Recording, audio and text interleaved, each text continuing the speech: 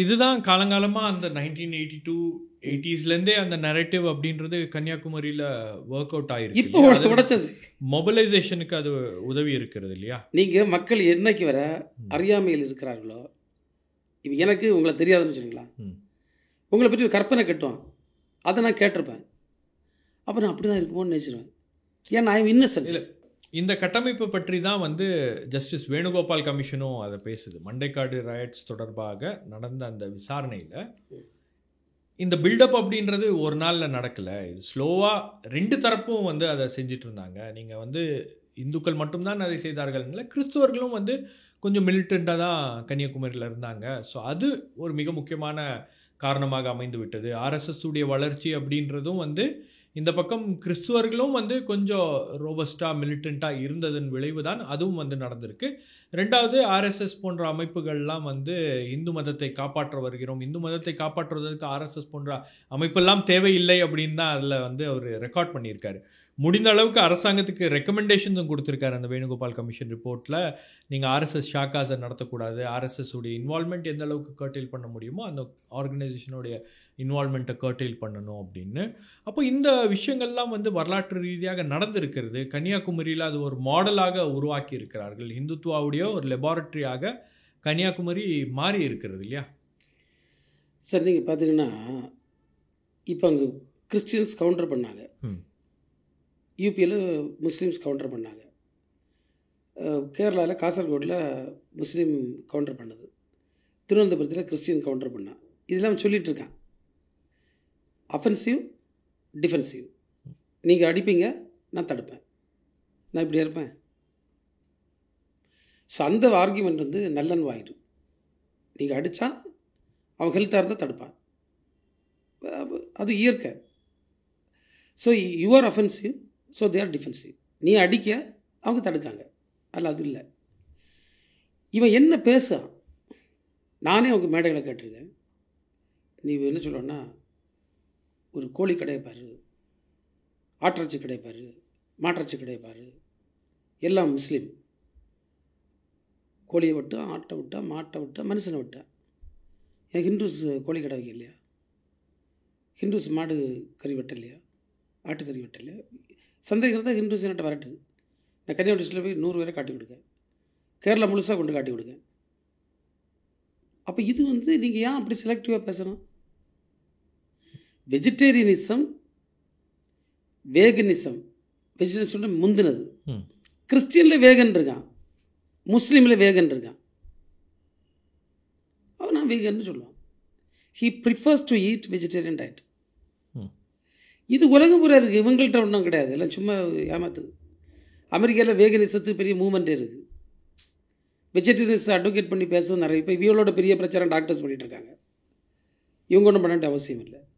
Food அவங்க choice தான், food அவங்க சாய்ஸ் தான். நான் நிறைய முஸ்லீம்ஸ் வந்து வீகன்னு சொல்லி நான் பார்த்துருக்கேன்.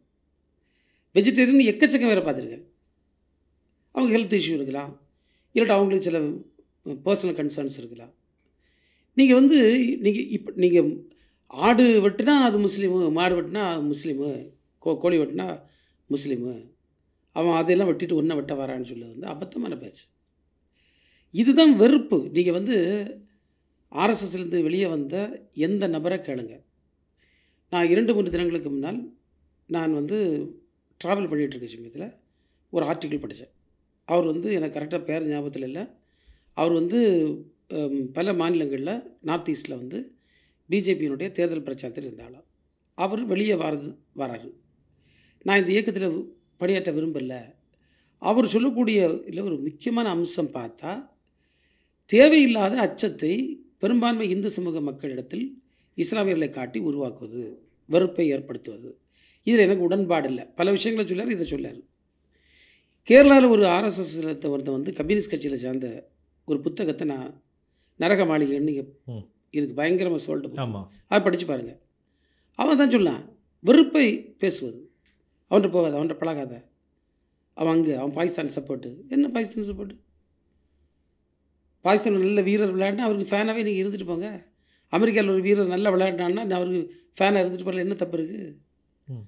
அந்த பரந்த மனப்பான்மை இல்லாமல் அவங்களை ஒரு குறுகிய வட்டத்திற்கு கொண்டு வந்து, இப்போ நான் ஒரு விஷயம் செய்வேன், என் ஊரில் கபடி டீம் இருக்குது, என் ஊரில் உள்ள கபடி விளையாடவே தெரியல, பெர்ஃபார்மன்ஸ் இல்லை.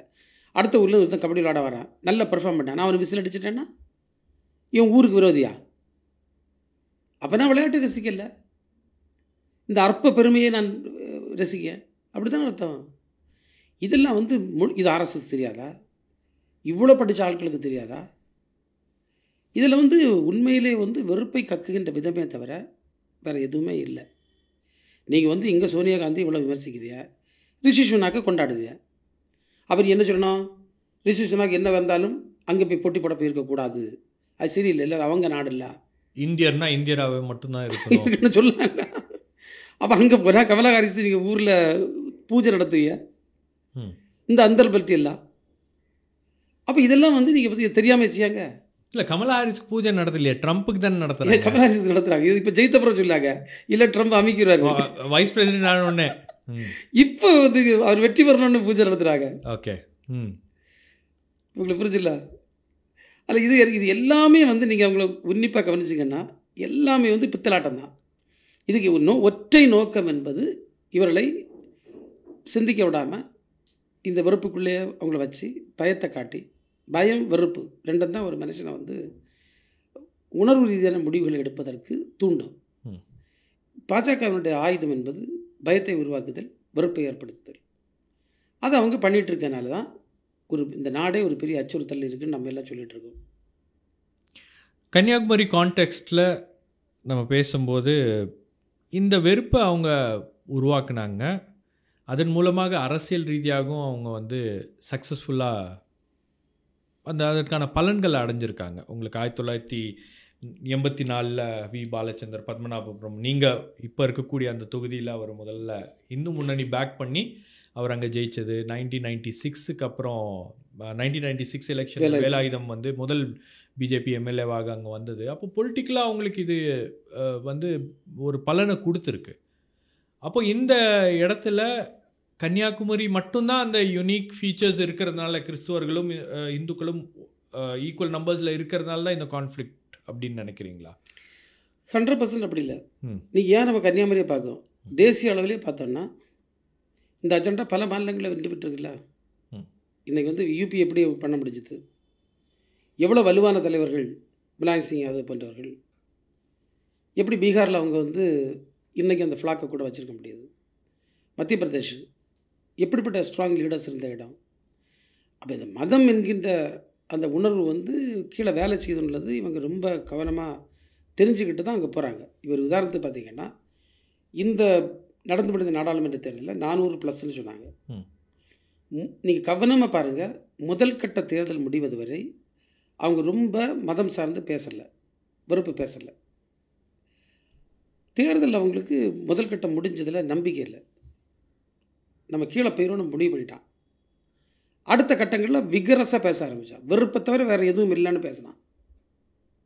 அப்போ என்னது, இந்த வெறுப்பு பேச்சு அங்கேயே எடுபட்டுருக்கு. இது கன்னியாகுமரி மட்டும் இல்லை, எல்லாரும் after all everyone is a human being, எல்லோரும் எமோஷன்ஸுக்கும் உணர்வுகளுக்கும் அடிபடக்கூடிய ஆள். அதில் அவங்க வந்து அதை ரொம்ப டெக்னிக்கலாக ஸ்டடி பண்ணி அந்த ஆயுதங்களை அந்தந்த நேரங்களில் எடுக்காங்க. அதனால் வந்து இது அவங்க வந்து தமிழ்நாட்டில் வந்து கன்னியாகுமரி ஃபார்முலான்னு அவங்க சொல்ல காரணம், அன்னைக்கு நடந்த கலவரம், அதை சார்ந்து ஏற்பட்ட சில பிரச்சனைகள், அந்த பிரச்சனைகளோடு நடந்த ரிலீஜியஸ் போலரைசேஷன் அது. ஆனால் இன்றைக்கி இந்த ரிலீஜியஸ் போலரைசேஷன் என்பது ரொம்ப அவங்கள்ட்டேருந்து செட்பேக் ஆகிட்டே இருக்குது. கன்னியாகுமரியில் அவங்களுடைய செட்டப் வந்து தகர்ந்துட்டு தான் இருக்குது. எப்படி